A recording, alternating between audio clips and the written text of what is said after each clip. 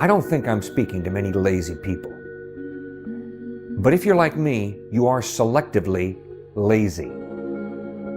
A good friend of mine pointed out to me, Cliff, you complain too much about doing administrative tasks. You're sharp enough to complete some administrative tasks. You're being lazy. My friend was right, and I appreciated him confronting me with that fact. It's very easy to be selectively lazy.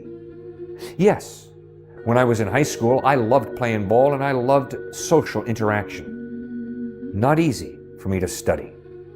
And I'm so grateful that I had a father who disciplined me, who prayed for me, who loved me, and who encouraged me and taught me to study. I'm not the only high school kid like that, am I? No, there are many who love to play sports, who love to get into art, music, but let's not crack a book. That's boring.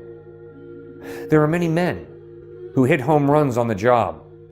They have a great golf game, but their wives and children are emotionally starving. There are many women who do well on the job, who do well in the home, raising a family, but they have totally ignored their relationship with God. There are many people who are social butterflies and who love having a great time, but they neglect their interior life, their soul. And Jesus asked the penetrating question, what does it profit a man or a woman if they gain the whole world but lose their soul? The soul is the real you, the real me. Yes, it's very easy to be selectively lazy.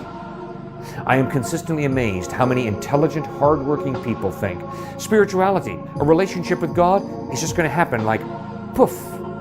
And if it doesn't happen poof, then God doesn't exist. You would never approach any other area of life in that manner. Why do you approach God that way? Instead, think. If you have to work to get an education, if you have to work to get an athletic body and career, if you have to work to climb the corporate ladder, if you have to work to build a marriage and a family, then don't you think you're going to have to work to build a relationship with the God of the universe? Of course you are. And that's why I plead with you. Read the Gospels of Matthew, Mark, Luke, and John. Get to know Christ. Pray. Cry out to Him genuinely from the depth of your being. Help me, Lord. Forgive me, Lord. Give me insight. Give me wisdom. Help me think through how to handle this relationship, how to resolve this conflict, how to make peace in this relationship. Yes, a relationship with God involves thinking, praying.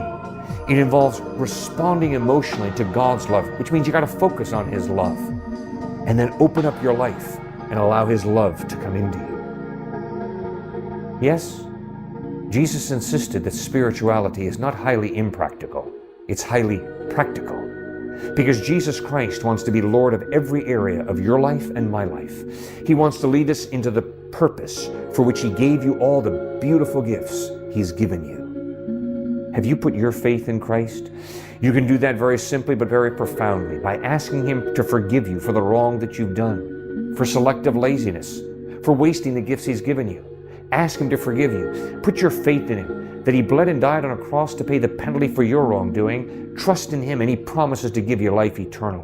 Put your life in His hands and allow Him to show you the purpose for all the gifts He's given you, and then live out that purpose.